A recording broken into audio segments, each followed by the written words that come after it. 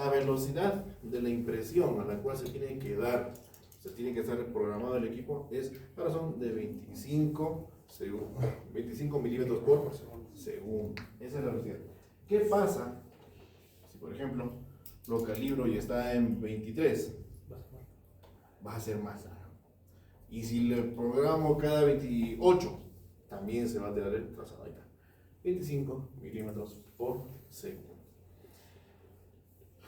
Una vez que yo tengo mi papel electrocardiográfico, ya debo tomar en cuenta del arranque que todo lo que sea eje de las X es tiempo, todo lo que sea eje de las Y es voltaje. ¿Ok? Todo lo que ocurra en el trazado del EKG, en el eje de las X, tiene que ver con tiempo. Y todo lo que ocurra en el eje de las Y tiene que ver con alteraciones en el voltaje. Bueno, entonces, ¿qué significa? En el eje de las X, ¿ya? Cada cuadradito pequeño equivale a 0.04 segundos, cada uno. ¿Ya? El trazado en el papel electrocardiográfico tiene la característica de tener estos cuadrados grandes, que son la acumulación de 5 por 5. Significa que estos cuadrados grandes,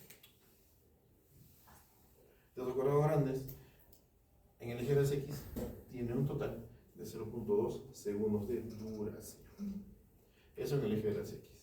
¿Qué pasa en el eje de las Y? Cada uno de estos, que es un milímetro, representa 0.1 milivoltios. Cada cuadradito en el eje de las Y vale 0.1 milivoltios. Entonces, cuando yo reúno dos cuadrados grandes, reúno 10 cuadraditos chiquitos. Y 10 cuadraditos chiquitos me hacen un centímetro, porque equivale a 1 milivoltio.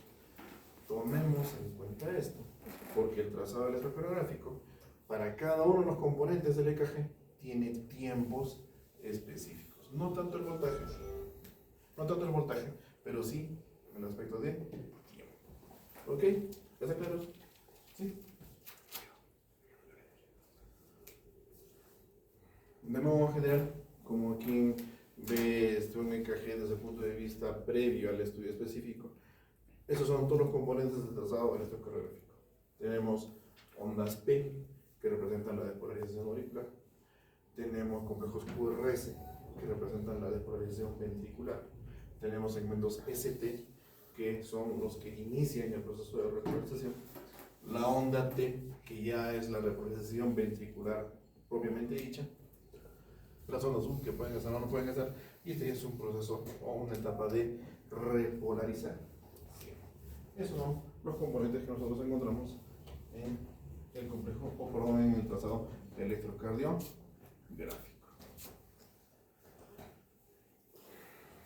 ¿Qué representa la onda P? Fundamental, la onda P lo que representa es la despolarización auricular. No tiene otra interpretación. Hablo de despolarización auricular cuando hablo sobre onda P. Su característica tiene que ser una redondeadita, ¿no es cierto? No puede ser picuda, no puede ser mellada tampoco, tiene que ser forma redondeada. ¿Ya? Su duración es aproximadamente 2.5 milímetros o 0.1 segundos y un voltaje máximo de 0.25 milivoltios. Pueden haber algunos casos en los cuales sean negativas y podría ser trastornos en el ritmo o si no, trastornos isquémicos fundamentalmente. Pero generalmente es positiva en casi todas las derivaciones. Onda B.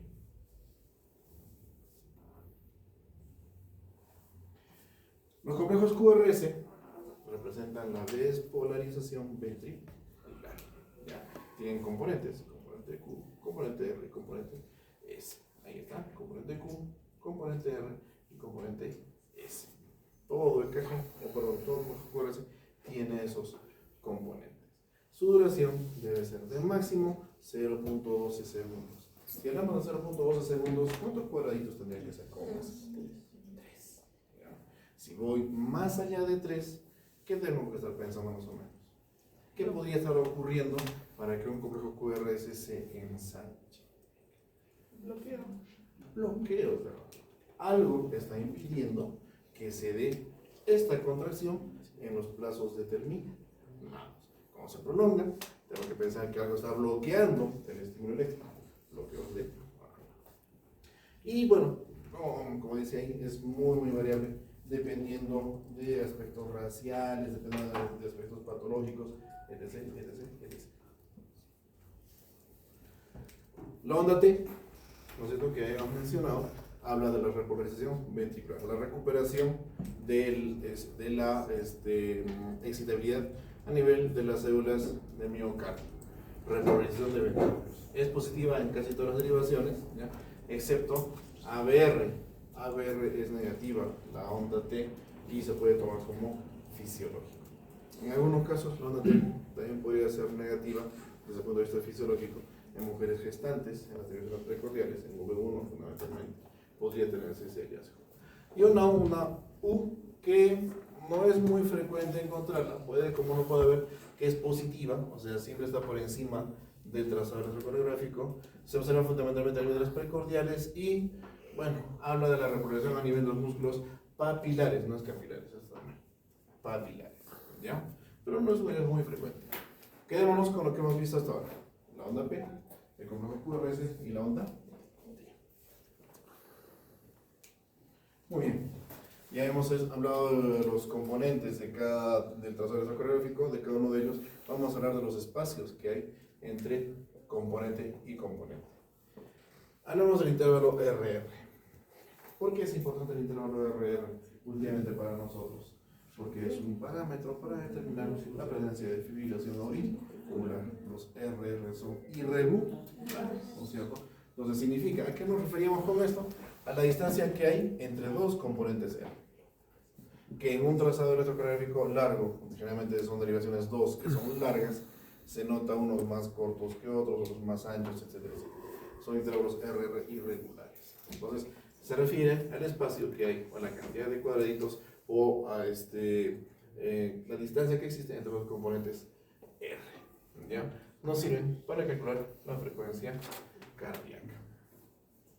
El intervalo PR habla sobre lo que es el inicio de la onda P. Acá está mal el gráfico, tiene que ver con el componente R, ¿ya? Se refiere fundamentalmente al tiempo en el cual se demora en pasar el estímulo del nodo sinusal al nodo auriculoventricular. Más o menos podemos determinar que si el intervalo PR es mayor a 0.2 segundos, también puede haber un bloqueo auriculoventricular.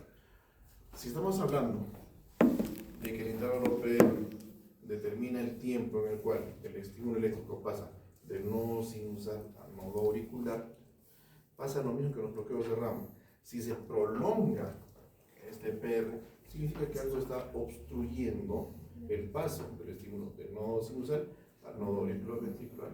Algo está bloqueando el paso de ese estímulo. A eso se refieren los bloqueos auriculoventriculares, porque se está bloqueando el paso o el transcurrir del impulso eléctrico del nodo auricular al nodo auriculoventricular. El segmento ST, ¿ya?, que es un periodo de inactividad, ¿ya?, y se utiliza fundamentalmente para el inicio de la repolarización ventricular. Y el intervalo QT, que habla ya de todo lo que es el complejo QRS hasta el final de la onda T, representa la despolarización y repolarización de los ventrículos. De estos, hay algunos que son más útiles unos que otros, ya hay que tomar en cuenta eso, pero ¿qué sería lo más importante? Entender bien lo que son los intervalos RR, los PRs también para los bloqueos auriculoventriculares y lo que son los intervalos S o los segmentos ST. ¿Ok? ¿Sí? ¿Se entendió? Ahora comienza lo bueno.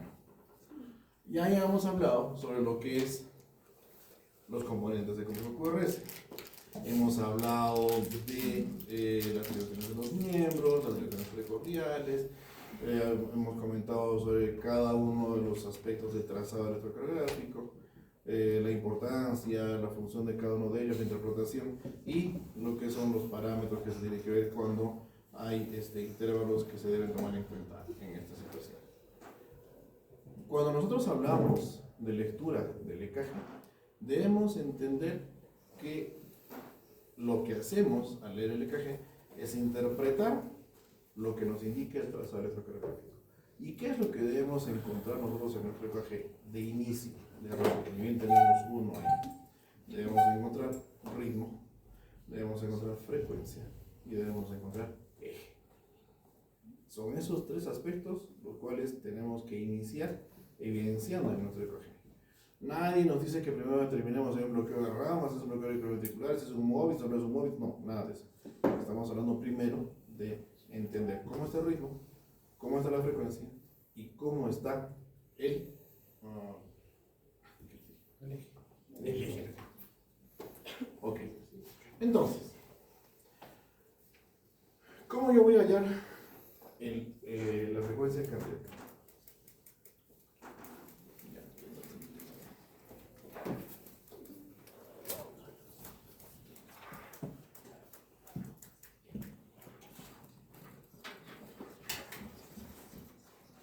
Yo se me ha faltado que nos conseguimos una nota para borrar.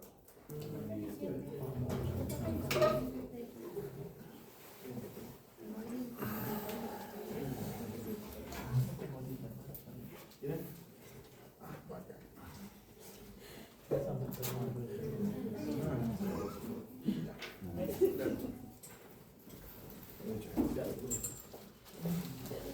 Ya, eso se entendió, ¿no es cierto? Ya le damos fotos, lo han escaneado, ya.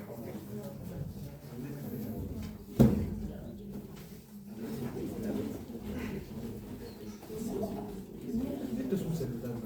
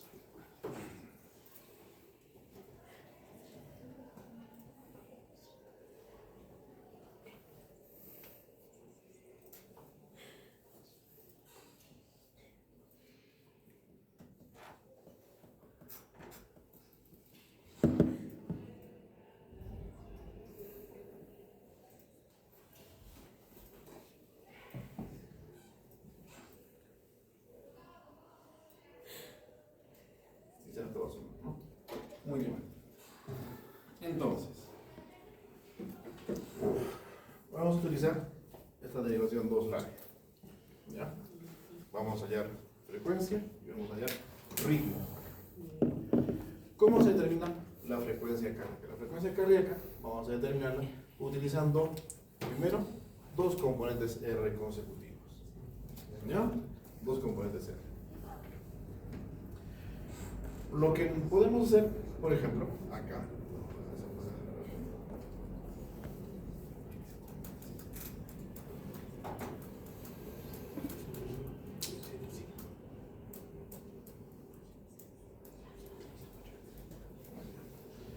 Lo que buscamos es que uno de los componentes R, ¿ya? Uno de los componentes R coincida con la línea más gruesa de los cuadraditos.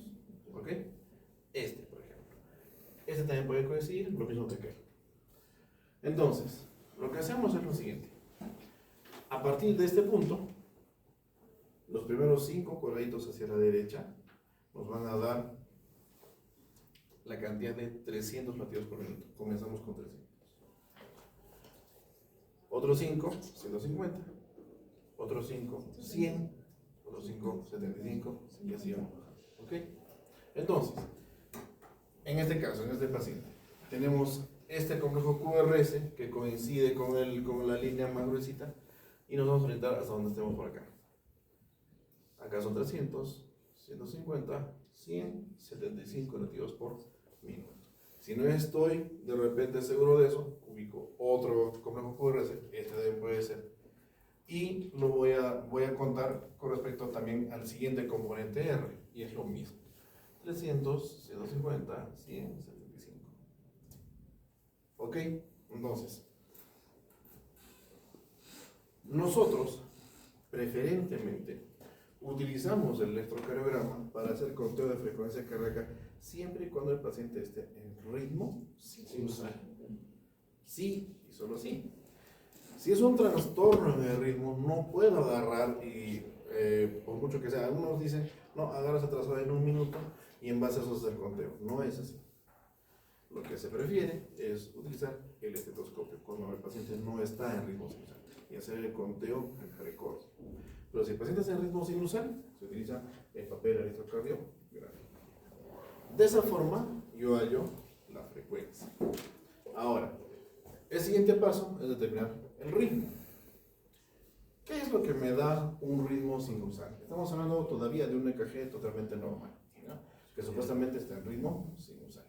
Si hablamos de ritmo sinusal, hablamos de aquel trazado electrocardiográfico que tiene ondas P.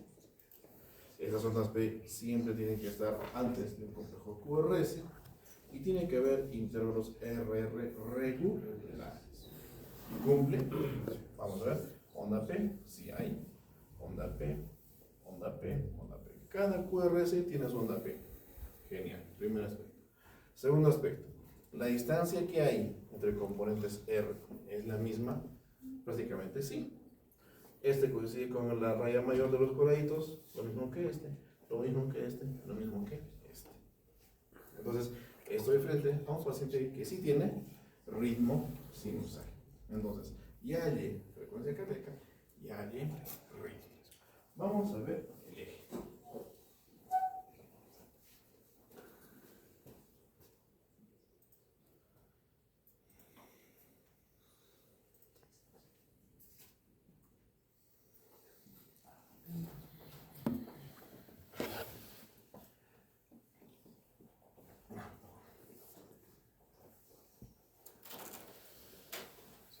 Para hallar el eje eléctrico, regreso a mi diagrama cartesiano. Pero el diagrama cartesiano cardiológico. ¿Ok? ¿Cuáles son los componentes que me van a dar el límite de cuadrante para mi eje eléctrico? Saludos, profesor. Son derivación 1 y derivación AB. De estos dos, tengo que tomar en cuenta no cualquier parte del trazado electrocardiográfico. Tengo que tomar en cuenta los complejos QRS. Y de estos complejos QRS, lo que tengo que fijarme fundamentalmente son los componentes R. Nosotros podemos notar que cada uno, en cada una de las derivaciones, hay una línea base, ¿no? De trazado. Hay una línea base. ¿Sí? Listo. Por encima de la línea base, algunos componentes hay, y hay dos por debajo. ¿Ok? Todo lo que esté por encima de la línea base va a ser positivo. ¿Ya? Todo lo que esté por encima de la línea base va a ser positivo. Y todo lo que esté por debajo de la línea base va a ser negativo. Listo. Entonces, ya está mi diagrama. Y tengo que evaluar mi componente en derivación 1 y en ABF. Vámonos a AB1. Habíamos dicho que el componente que debemos ver acá es el componente R de los complejos QRS. El componente R, según lo que estoy viendo acá, tiene su trazado predominantemente por encima de la línea base o por debajo de la línea base. Por encima. Eso hace que su trazado sea positivo. Y si es positivo, la derivación 1 hemos dicho que se origina en el eje eléctrico y se va hacia la izquierda. Primer componente. Listo. El segundo componente es ABF. Lo mismo. ¿Qué tengo que hablar en ABF? El componente R de sus complejos QRS. En este ABF, el componente R es predominantemente positivo o negativo. Positivo. Y ABF, cuando es positivo, se orienta del centro hacia abajo.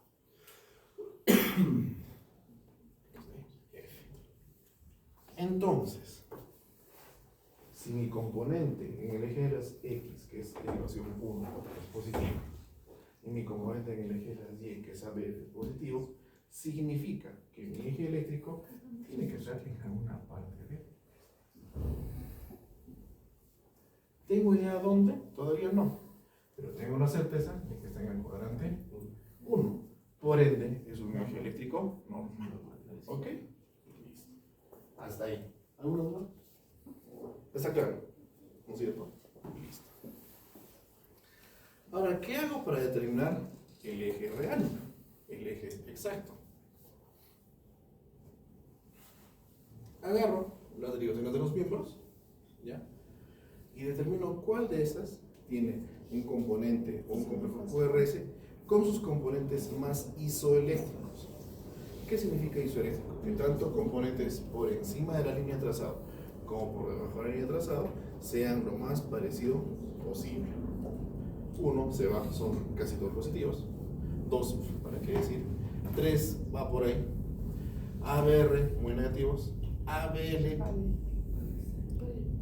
puede ser. Y ABF, ¿no es cierto? Que son muy positivos. Dentro de lo que son derivaciones de los miembros, tenemos dos opciones acá. O es ABL, o es la derivación 3. De estas dos, tengo que encontrar cuál de ellas es la que más es compensado o similar su trazado por encima de la línea base y por debajo de la línea base. Definitivamente es ABL, ¿no es cierto? Es la más isoeléctrica. Es la más isoeléctrica. Y es la que me va a dar el eje. ABL, ¿dónde está orientado normalmente? ¿ABL es monopolar o bipolar? Monopolar. ¿Seguros que es monopolar? ¿Sí? ¿No es cierto? Si es monopolar. Parte del centro y se va hacia el brazo izquierdo.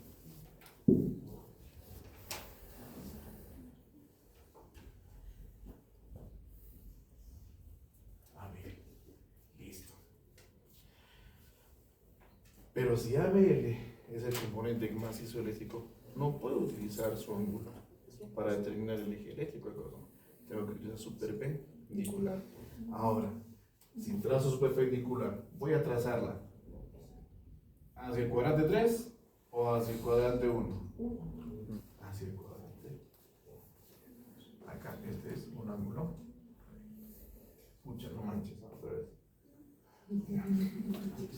Entonces, este de acá es el eje eléctrico exacto del corazón. ABL, ¿cuánto tenía con respecto al eje de las X? Menos 30. Si este pedacito es menos 30, se supone que este pedacito es más 60. Entonces, nuestro eje eléctrico es más 60 grados.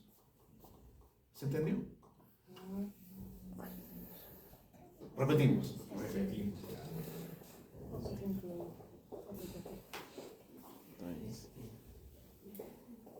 Pucha, que se perdió esta clase ya fue ya. Que se dedica a otra cosa. Porque ahora sí nos voy a meter electros en el examen. ¡Hala! ¿Cómo que eso? Al fin, después de la clase ya pueden resolver lo que sea ustedes. No sé, sin problemas. Listo. Entonces, hasta que tengan la práctica, hasta que tengan el hábito, hasta que tengan la habilidad, una vez que tengan un trazado electrocoreográfico y quieren encontrar el eje, me dibujo en cualquier cosa, incluso en el reverso del papel. mi eje cartesiano, básico. Para empezar a encontrar mi eje. Básico. Sé que tengo que encontrar los límites en los cuales se encuentra el eje eléctrico de corazón. Y esos límites me lo dan derivación 1 y derivación ABF. Estudio la derivación 1 y veo que los componentes R de sus complejos QRS son predominantemente positivos. Entonces la orientación del vector 1 es positiva. Va del centro del eje hacia la izquierda. El otro componente es ABF. Y este ABF también determinado por sus complejos QRS, los cuales tienen componentes R que son predominantemente positivos. La orientación de ABF con el positivo es del centro del eje hacia abajo. A, B, F. Entonces, límite en el eje de las X, 1 positivo, límite en el eje de la Y, ABF positivo. Significa que sí o sí, mi eje eléctrico está en el primer cuadrante. Eje eléctrico normal. Ahora vamos a ver en cuánto está. Para eso, agarro solo las derivaciones de los miembros, nada más. 1, 2, 3, ABR, ABL y ABF. E intento buscar en estas cuál de los complejos QRS tiene tanto componente positivo como componente negativo. 1, predominantemente positivo. 2, lo mismo. 3, más positivo. ABR, negativo. ABL, casi isoeléctrico. Hay tanto componente positivo como negativo. Y en ABF, los positivos. Entonces, ABL es el que me determina el eje. Recuerdo dónde estaba ABL. ABL, ya estoy recordando más o menos, que va del eje eléctrico o del eje del diagrama hacia el brazo izquierdo. Y que este tiene una cantidad de grados de menos 30. No puedo trabajar con ABL porque no estamos en el primer cuadrante. Tengo que ubicar su perpendicular. Y su perpendicular o se dibuja hacia el cuadrante 3 o se dibuja hacia el cuadrante 1. Como ya sé que el eje eléctrico está en el cuadrante 1, utilizo esa proyección. Y este es mi eje eléctrico. Y se supone que esto, hacer un componente perpendicular, si acá ya hay 30, acá tienen que haber 60. Y como estoy por debajo del eje, más 60. Ese es mi eje eléctrico. ¿Se entendió? ¿Alguien que tenga una duda, aunque sea pequeña? Díganlo. Una desviación a la izquierda, normal, de más 60 grados. Pero este no está desviado. No será la normal, que esté en el cuadrante. Ah, no, claro. O sea, acá está en más 60. Acá no hay desviación del eje. Estamos en el eje eléctrico normal porque estamos en el cuadrante. ¿Ya? Puede ser 85, puede ser 33, puede ser 16. Si estamos en el cuadrante 1, estamos con un eje eléctrico normal. ¿Ok?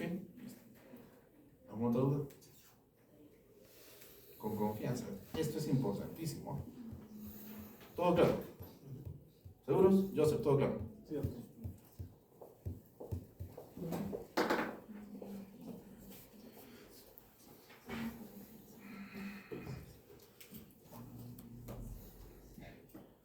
Muy bien. Ahora, ya hemos visto cómo se lee el EKG, ya hemos visto qué cosas es lo que tengo que buscar y toda la situación. Ya entiendo muchos aspectos del trazado, sus tiempos, la disposición de los complejos QRS o de lo que es el trazado del EKG, etcétera, etcétera, etcétera. Tengo que empezar a ver algunos estados patológicos y saber reconocerlos. ¿Ya? Entonces,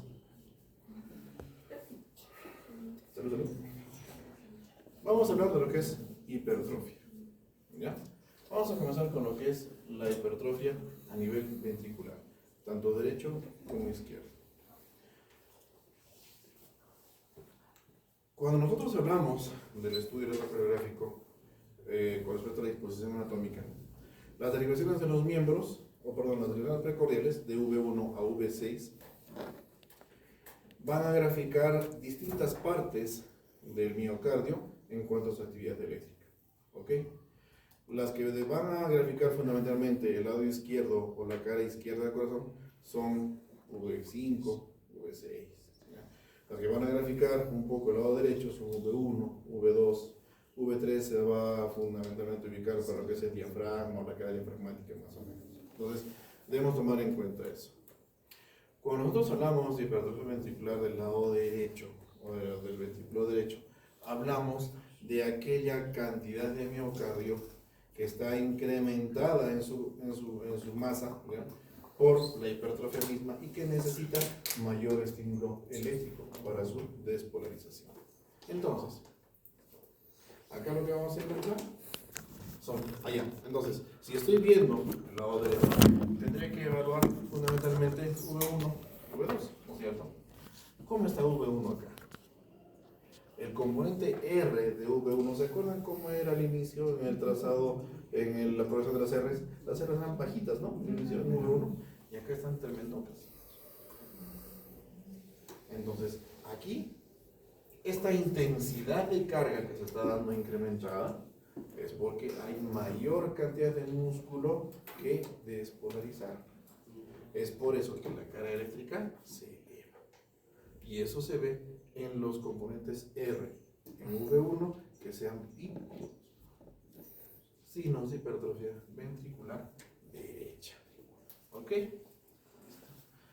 ¿Qué pasa en la hipertrofia ventricular izquierda? Vamos a ver fundamentalmente lo que es V5, V6, más o menos. ¿Ya? Vamos a encontrar también una alteración en la cantidad de miocitos. Vamos a encontrar una mayor cantidad de miocitos, de cardiomiocitos, que van a necesitar estímulo eléctrico para contraerse. Y eso se va a evidenciar en los componentes R. Miren cómo están los componentes R en B5. ¿Cómo están? En B4. Están francamente incrementados. Eso significa que hay un requerimiento de mayor voltaje para poder contraer o despolarizar toda esa masa o cantidad enorme de cardiomiocitos a nivel de ventrículo izquierdo. Hipertrofia ventricular izquierda, hipertrofia ventricular derecha. ¿Se entendió? ¿Sí? ¿Todos? Vámonos a las aurículas. Cuando hablamos de hipertrofia auricular, hablamos de aurículas que se contraen en una forma más exigente, ¿no? Por la cantidad aumentada de células que se encuentran en medio de las aurículas, de cardiomiocitos. Si hablamos de despolarización auricular, hablamos de las ondas P. ¿Qué pasa cuando hay hipertrofia a nivel de la aurícula derecha? Hay dos formas de encontrar hipertrofia a nivel auricular.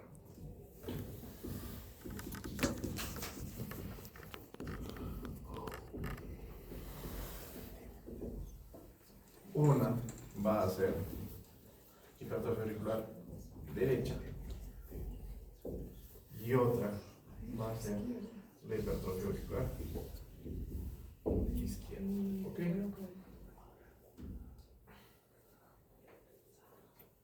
Nosotros normalmente tenemos una onda P que hemos hecho con una banderita.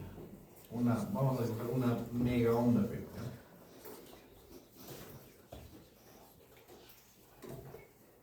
Onda P, redondeada, no picuda, sin melladuras, normal.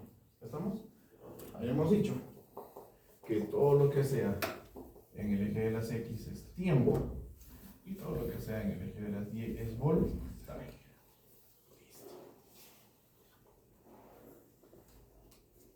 La onda P, si bien es despolarización auricular, va a representar la despolarización que ocurre en simultáneo tanto en la aurícula derecha como en la aurícula izquierda. Y al ser contracciones fisiológicas, no va a haber alteración con respecto a la contracción de la aurícula derecha ni de la aurícula izquierda. Es un solo trazado. Y acá ya está englobada la despolarización en la aurícula derecha y en la aurícula izquierda. ¿Qué pasa cuando la aurícula derecha tiene más masa que la aurícula izquierda? Al tener más masa, necesita mayor cantidad de voltaje, ¿no es cierto? porque tiene más masa muscular. Su trazado se altera y se pone así.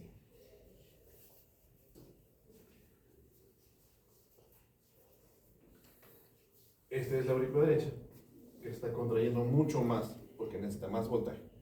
Y llega un momento en el cual se une con el poco voltaje o con el voltaje normal de la aurícula izquierda y juntas termina su periodo de contracción. Aurícula derecha.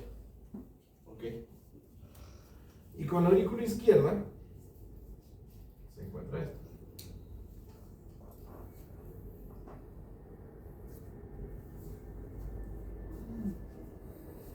Hasta acá todo bien, ambas aurículas se contraen, ¿no es cierto? Se contraen. Pero una de ellas, que es la aurícula izquierda, tiene más masa y sigue contrayendo. Es por eso que esta miniatura se dibuja acá. Y acá ya se perdió el proceso de repolarización de la aurícula derecha, suspensivos acá. Porque la repolarización de la izquierda es la que le está ganando el gol. ¿Sí? Entonces, juntas llegan acá y se repolarizan. Vámonos a llevarlo al limpio. Hipertrofia auricular derecha, que habíamos dicho que la aurícula derecha necesita más voltaje porque tiene más masa. Entonces son más altas, ¿no es cierto?, que la contracción normal. Aquí está. Ondas P más unos picos. ¿Sí? ¿Se nota? ¿No es cierto? Es evidente. ¿Y qué pasa en la aurícula derecha? En la aurícula derecha, o perdón, en la hipertrofia auricular izquierda, ¿ya? Las ondas P son un poco más aplanadas, pero más prolongadas. A ver, de acá, por ejemplo, podemos encontrarlo en ABL, pero si lo amplio mucho se va a distorsionar.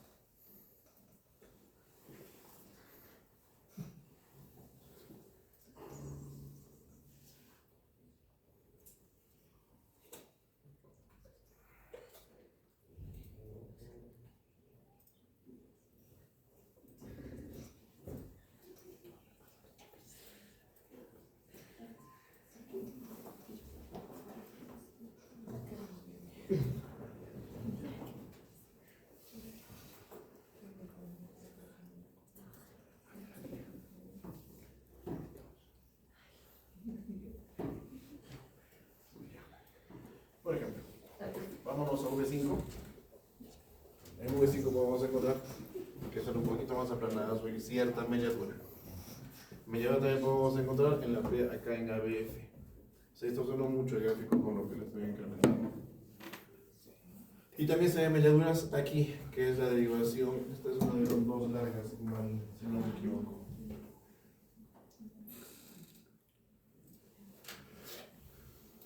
Ah, no, es la V1 larga. Ya, entonces.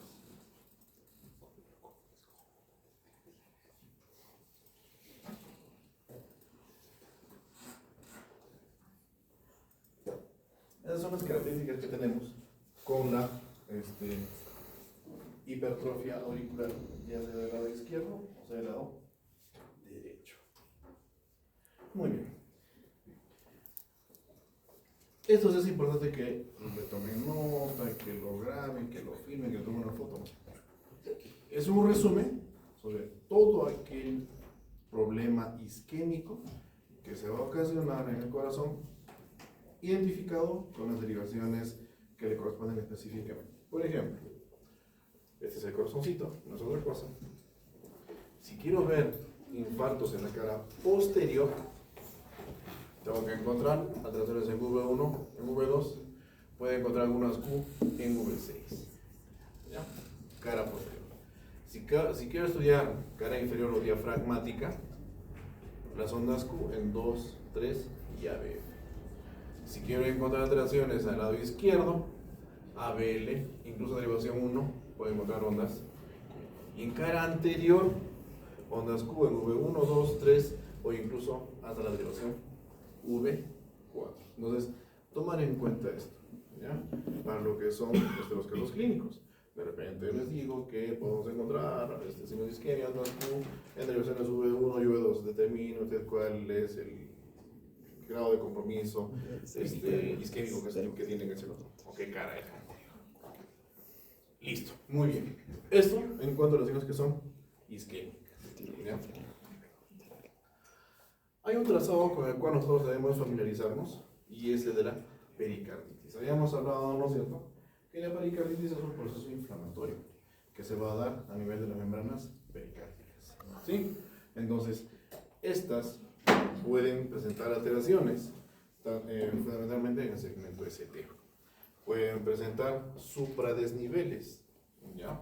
Ahora, esos supradesniveles yo tengo que tener la habilidad de discriminarlos de un ST supradesnivelado isquémico y de un ST supradesnivelado pericardítico, por así decirlo. Entonces, ¿cuál es la gran diferencia? En la pericarditis,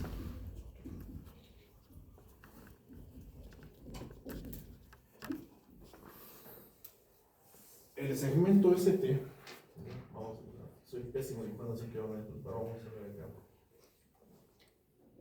El ST, ¿ya?, tiene una distribución como de similar a la joroba de un camello, pero con una superficie medio cóncava hacia arriba. Esta pequeña concavidad hace la diferencia entre un ST supradesnivelado isquémico y un ST supradesnivelado en la pericarditis. En la pericarditis voy a encontrar esto, una pequeña concavidad que se va a orientar hacia la parte superior, mientras que en el isquémico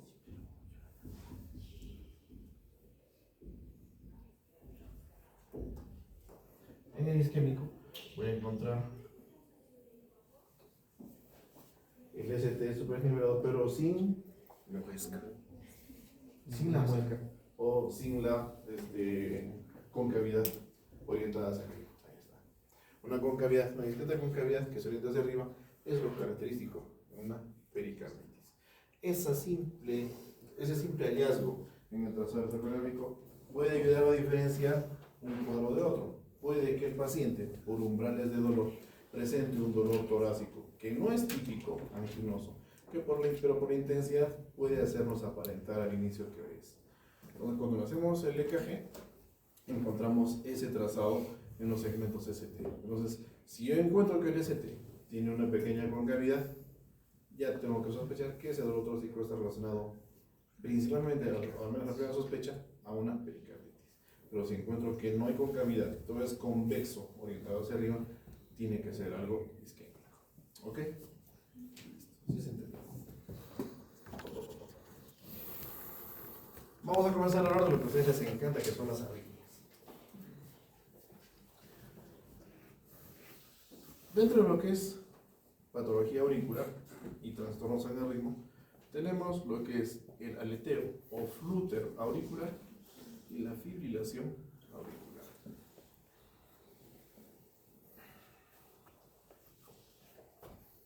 La diferencia fundamental entre uno y otro, como ustedes pueden darse cuenta, es la presencia de los focos ectópicos de despolarización.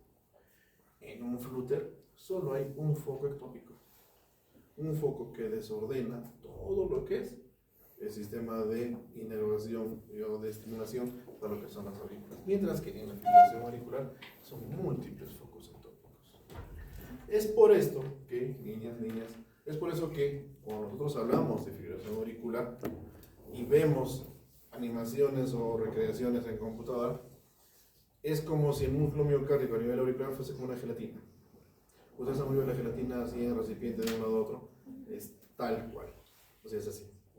El corazoncito a nivel auricular no llega a tener contracciones competentes. Esas son pequeñas contracciones de bajos voltajes, lo suficiente como para orientar o para originar ese movimiento. Pero cuando varias de esas coinciden junto con el estímulo que viene del nodo sinusal, llega recién al nodo auriculoventricular y lo estimula. Esa es la respuesta ventricular. ¿Ya? En el flúter vamos a tener la característica en el trazado de que los complejos QRS van a estar en intervalos regulares. No va a haber problema con la respuesta ventricular cuando es un flúter, ¿ya? Pero no vamos a poder encontrar entre complejo QRS y complejo QRS, por ejemplo, ondas P. No se va a poder determinar. Vamos a perder lo que es la referencia de los segmentos ST de las ondas T, como ustedes están viendo acá, ¿ya? Pero sí, la contracción ventricular se va a mantener rítmica, por así decirlo. En cambio, en la fibrilación auricular, como ustedes pueden darse cuenta, hay mucho más desorden, ¿ya? Los complejos QRS pueden estar unos con intervalos RR más cortos y otros un poco más largos, y así. Entonces, esa es la característica electrocardiográfica en una fibrilación auricular, originada por la presencia de estos focos ectópicos. ¿Sí? ¿Se entendió? ¿Sí? ¿Qué pasa cuando la patología viene a nivel ventricular? Lo mismo. El flúter con su foco ectópico de polarización y la fibrilación con sus focos múltiples. El flúter y la fibrilación ventricular son trastornos en la conducción que son catalogadas como pre-paro. Mi paciente, cuando lo encuentro en FB o cuando lo encuentro en flúter ventricular, tengo que cardiovertirlo de forma urgente y generalmente no es farmacológico, tiene que ser eléctrico. Si yo voy a dejar que progrese esto, vamos a llegar al paro y mi paciente ya no va a tener ritmo que cardiovertir o ritmo que quemar. Si yo encuentro en FB, tengo que cardiovertirlo ahí, ¿ok? Entonces, esa es la característica. Cuando yo tengo un flúter con un solo foco ectópico, más o menos tiene esta orientación. Las intensidades en cuanto a lo que es carga se mantienen más o menos entre lo que es un latido y otro. Pero acá sí hay mucho más desorden, parecen los dientes de una sierra que está toda desordenada, toda maltratada. No hay un correlato entre los complejos QRS, la morfología del trazado es muy variable. Entonces, eso ya determina la presencia de un trastorno de ritmo a nivel ventricular que es bastante complicado.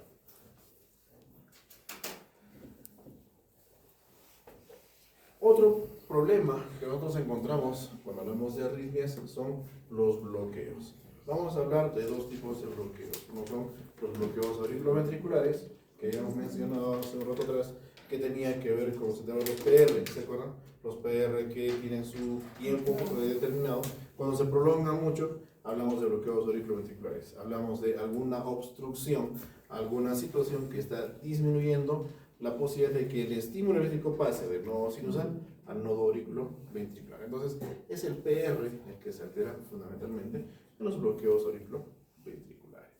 Entonces, lo que nosotros hacemos es evidenciar, primero, que las ondas P están muy distantes del complejo QRS del cual están precediendo, muy distantes. Hayamos hablado de que esto tiene que ser no más de 2 segundos. Y si es 2 segundos en el grande, cada cuadradito, ¿cuánto debe valer? Es 0.04, ¿no es cierto? Milisegundos. Listo. Entonces, acá no debería haber más de, ¿cuántos? ¿Cuánto vale el PR? 0.12, o sea, máximo 3 cuadraditos. Y acá hay más de 5. Hay más de 5. Entonces, eso representa a un bloqueo auriculoventricular. ¿Ok? ¿Entendieron? ¿Está claro? Sí, ¿no? Ese es uno de primer grado. Seguimos hablando de los auriculoventriculares, o sea, seguimos hablando de que las alteraciones en el intervalo con el segmento PR. Esos de primer grado son los que hemos mencionado al principio y estos van a ser de segundo grado. Acá vamos a ver los denominados MOVIDS, ¿ya? Que son los de segundo grado. Dentro de los que son bloqueos auriculoventriculares de segundo grado, ¿ya? Vamos a encontrar dos tipos de MOVIDS, el 1 y el 2. ¿A qué se refiere el MOVIDS 1? Se refiere a una progresión en el ensanchamiento de los intervalos PR, progresivo hasta un momento en el cual ya no vamos a encontrar un QRS que esté posterior a la onda P. Acá tenemos un PR corto y su QRS, un PR un poco más prolongado y su QRS, un PR mucho más prolongado y su QRS. Acá se perdió el QRS, no hay. Entonces es un ensanchamiento progresivo hasta la pérdida del QRS. El siguiente va a continuar con esto. PR estrecho, un poco más ancho, adiós QRS. PR estrecho, un poco más ancho, adiós QRS. Y así. Hablamos de eso cuando es un MOVIDS tipo 1. ¿Qué pasa con los MOVIDS tipo 2? Estos van a tener un patrón al cual van a hacerle seguimiento. Nosotros podemos encontrar, por ejemplo, MOVIDS 2 o bloqueos auriculoventriculares 2-1 o 3-1. ¿Esto con respecto a qué? Con respecto a la presencia de ondas P versus complejos QRS. Si hablo de un MOVIDS 2-1, hablo de dos ondas P antes de un QRS. Dos ondas P antes del QRS, dos ondas P antes del QRS. Es un MOVIDS tipo 2, 2, 1. Y el MOVIDS tipo 2, 3, 1, lo mismo. 3 ondas P, complejo QRS. 3 ondas P, complejo QRS, y así. No se ha encontrado que hayan 4, 1, 5, 1, 6, 1. No. Lo que refiere la bibliografía son esos dos tipos de MOVIDS 2. Listo, muy bien. Y hablamos de los de tercer grado. Ya hemos hablado a principios de primer grado, ¿no es cierto? Hablamos de los de segundo grado, que son los MOVIDS, y hablamos de este tercer grado, en el cual el bloqueo auriculoventricular es completo. Entonces, ¿qué es lo que podemos encontrar? Podemos encontrar un problema a nivel de las de His, problemas a nivel de las fibras de Purkinje, ¿no es cierto? Lo cual va a determinar una alteración. Las ondas P, de forma muy variable, pueden estar todas en secuencia, ¿ya? Las ondas P pueden mantener su sinusalidad, por así decirlo, pero va a haber un momento en el cual, por ejemplo, el complejo QRS va a enmascarar a una onda P. Por ejemplo, si ustedes hacen secuencia de estas ondas P, todas tienen una secuencia, ¿no es cierto? Tienen una separación uniforme entre una y otra. De acá está normal la aparición de la onda P, pero esta onda P está apareciendo inmediatamente después del complejo QRS. Sigue su secuencia de onda P y acá debería haber una onda P. El complejo QRS la enmascara. Continúa la onda P. Esta onda P está un poco antes del complejo QRS. Continúa con la onda P que debería haber y así. Entonces, puede encontrar ese tipo de alteraciones en un bloqueo de tercer grado. O que la onda P me aparezca casi inmediatamente después del complejo QRS, ¿ya? O que incluso el complejo QRS, hay que tomar en cuenta, los ventrículos tienen más masa muscular que las aurículas. Por ende, si ambos se contraen juntos, definitivamente que el QRS va a tener mucha más intensidad de carga y por ende va a opacar la intensidad de carga para despolarizar la aurícula. Es por eso que acá se traza el QRS, pero obviamente dentro de esto también se ha despolarizado la aurícula y hay una pequeña onda P fantasma, por así decirlo. En eso consiste los bloqueos auriculoventriculares de tercer grado.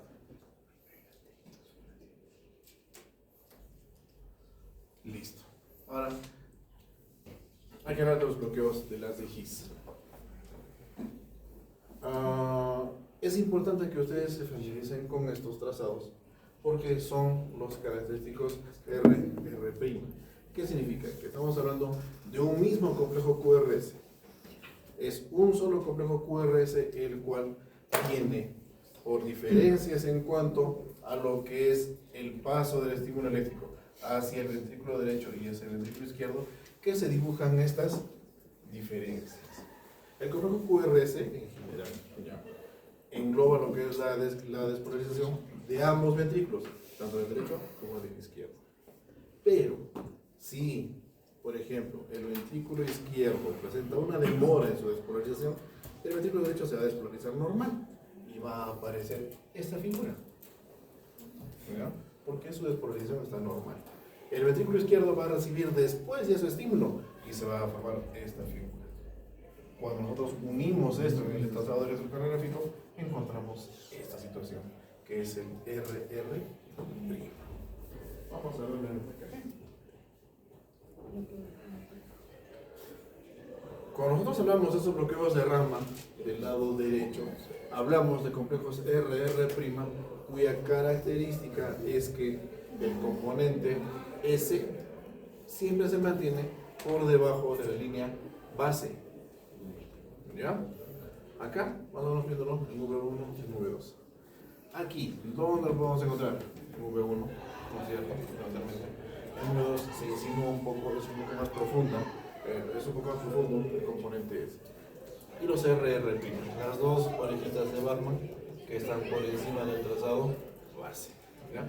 Es un bloqueo de rama derecha. Bueno. ¿Qué pasa con el bloqueo de rama izquierda? También hay un componente RR', pero estos la mayoría de veces no llegan a la línea base, se mantienen por encima. Por ejemplo, acá vemos en V4, en V5, en V6. Pero más evidente es en V4. Entonces, cuando yo tengo esta disposición, tengo que pensar en un bloqueo de rama. Si estos bloqueos de rama son del lado derecho, tengo que pensar, o tengo que evidenciar que el componente S es más profundo entre los RR'. Pero si es del lado izquierdo, el componente S es más superficial, pero siempre tiene que estar entre un RR'. ¿Se entiende la diferencia? ¿Sí? Listo. Muy bien. Ese es el resumen de KG. Todo lo que ustedes van a encontrar sobre alteraciones de ritmo y trazados patológicos se encuentra acá, resumido. Pero tienen que revisar más, porque esto es un resumen. El KG es larguísimo, pero con práctica se puede llegar a manejar otro.